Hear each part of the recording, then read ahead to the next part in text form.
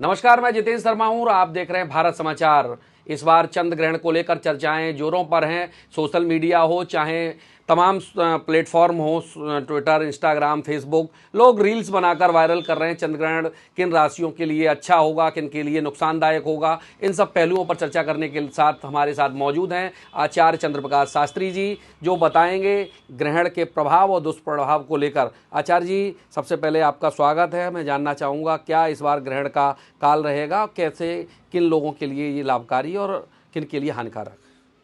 कुछ राशियों के लिए हानिकारक है, कुछ को लाभ प्राप्त होगा। जैसे मेष, वृषभ और कर्क, सिंह, इनमें लाभ प्राप्त होगा। और तुला, मिथुन, मीन इत्यादि इनमें थोड़ा कष्टकारक हैं।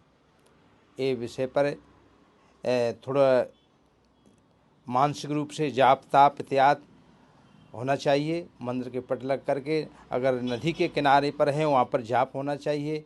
स्नान ध्यान करके पूजा ध्यान करना चाहिए। अच्छा, होलिकाष्टक चल रहे हैं, होलिकाष्टक की चर्चाएं होती हैं। धार्मिक मान्यता के अनुसार क्या है और क्या कार्य इनमें नहीं किए जाते? इनमें हैं शुभ कार्य नहीं किए जाते हैं। विवाह, शादी और इत्यादि गृह प्रवेश हैं, इनमें नहीं किए जाते। होली दहन के बाद शुभ कार्य शुरू हो जाते हैं। इस बार ग्रहण को लेकर क्या है और कब से ग्रहण लगेगा और क्या इसका मोक्ष कब होगा? इसका 3 मार्च को दोपहर 3:20 से शुभारंभ हो रहा है और साय 6:47 तक समाप्ति हो जाएगी इसकी। और इस बीच में बड़ा संकट का विषय, जाप इत्यादि करना चाहिए। इसके सूतक को लेकर क्या है? सूतक 9 घंटे पहले लग जाते हैं। अच्छा, तो ग्रहण को लेकर क्या इसकी मान्यताएं क्या हैं? क्यों नुकसानदायक है और कैसे लोग इस ग्रहण को नहीं देख सकते? आँखों पर क्या प्रभाव पड़ता है? ये सब चीज़ें धार्मिक मान्यताओं से जुड़ी हुई हैं, क्या विस्तार से बताइए। इनमें 9 ग्रहों का प्रभाव है। जो राशियाँ नवग्रहों से संबंधित अलग हैं। इसमें शनि की महादशा इत्यादि, राहु का ही प्रभाव है। राहु की अंतर्दशा में आते उन राशियों में बड़ा प्रभाव पड़ रहा है और कुछ उनसे बची हुई हैं, उनका दुष्प्रभाव उन पर नहीं पड़ेगा। तो ग्रहण को देखना चाहिए, नहीं देखना चाहिए? नहीं, ग्रहण का जो डायरेक्ट देखना निषेध बताया? हाँ, निषेध बताया है। अच्छा, ग्रहण के दौरान स्नान और पूजा पाठ करना चाहिए, नहीं करना चाहिए, ये भी चर्चा, लोगों के सवाल रहते हैं। हम आपसे जानना चाहेंगे, स्नान करें तो कहाँ करें, जाप करें तो कैसी मुद्रा में करें? हाँ, इसमें जाप करने हैं तो केवल मानसिक रूप से जाप कर सकते हैं। पहले स्नान करें और सूतक के बाद भी स्नान करें। ये विशेष सुबह शरीर का शुद्धिकरण, मन का शुद्धिकरण होता है।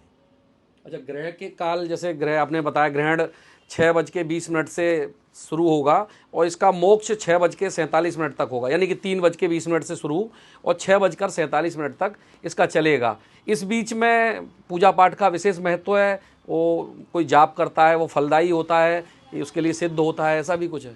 हाँ, इसमें जाप करना सहस्त्र कोटि 1000 फल गुना फल बढ़ जाता है। इसमें इसका फल मानसिक रूप से और ज़्यादा फल बढ़ जाता है, इसलिए मानसिक रूप से जप करना चाहिए। तो कौन किस अपने इष्ट का करें या कोई गुरु द्वारा दिया मंत्र करें, कैसे मंत्रों का जाप? गुरु मंत्र, इष्ट मंत्र इत्यादि साधक को करना चाहिए, इसको बहुत फल मिल जाता है। अच्छा, मैं और जानना चाहूँगा कि ग्रहण के बाद में फिर मोक्ष होता है, मोक्ष के बाद फिर पूजा पाठ, मंदिर के पट खुलना, ये सब चीज़ें निरंतर शुरू हो जाएंगे या उसमें भी कोई विलम्ब रखा जाता है? नहीं, फिर तत्काल में शुभारंभ पूजा पाठ इत्यादि जैसे हैं वैसे शुरू हो जाएगा। अच्छा, होलिका दहन तो होगा, उसके बाद होली नहीं खेल पाएंगे ग्रहण वाले दिन, तो फिर उसके लिए अगले दिन की व्यवस्था रखी गई है? हाँ, इसमें 4 मार्च को विधान रखा गया है। होली का सूतक में तो कोई शुभ कार्य होता ही नहीं है, इसलिए 4 मार्च को वैसी पुनः होलिका खेल होती या ही वैसी खेली जाएगी। तो यानी कि 3 मार्च को ग्रहण के दिन होलिका नहीं खेला जाएगा? नहीं खेला जाएगा, विशेष अशुभ फल होगा। अच्छा, तो जैसे लोगों में ये चर्चाएं हैं कि ग्रहण के दौरान होलिका दहन भी नहीं होगा, तो होलिका दहन एक दिन पहले रखा जाएगा या ग्रहण के बाद में, कैसे उसका विधान रखा गया? इसका विधान एक दिन पहले, इसलिए 2 मार्च को रखा गया है होलिका दहन। होलिका दहन। और 3 को पूरा बंद, पूरा बंद, और 4 तारीख को कोई पूजा पाठ नहीं, कोई कुछ नहीं, कुछ नहीं। 4 मार्च को होली। 4 मार्च को होली। तो धन्यवाद। ये थे चंद्र प्रकाश आचार्य जी। होलिका दहन के बाद जो 3 मार्च होगी उस दिन ग्रहण का प्रभाव रहेगा, चंद्र ग्रहण, क्योंकि पूर्णमासी इस बार 2 दिन की है, 2 और 3 तारीख को। तो पूर्णमासी होने के कारण रात्रि में चंद्र दर्शन और चंद्र ग्रहण का जो प्रभाव रहेगा, इसलिए 4 मार्च को यानी कि अगले दिन होलिका उत्सव मनाया जाएगा। तो ऐसी स्थिति में जहाँ बड़े बड़े पर्व हैं, जैसे ब्रज की होली है, बरसाने में होली है, वहाँ एक परंपराएं हैं।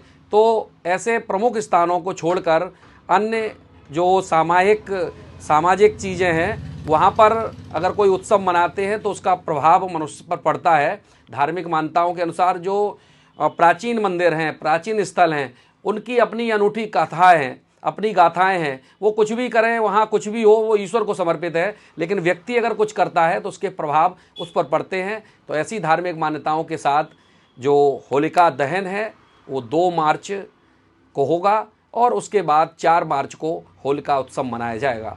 कैमरा पर्सन अभय ठाकुर के साथ में जितेंद्र शर्मा, भारत समाचार सत्यमेव जयते।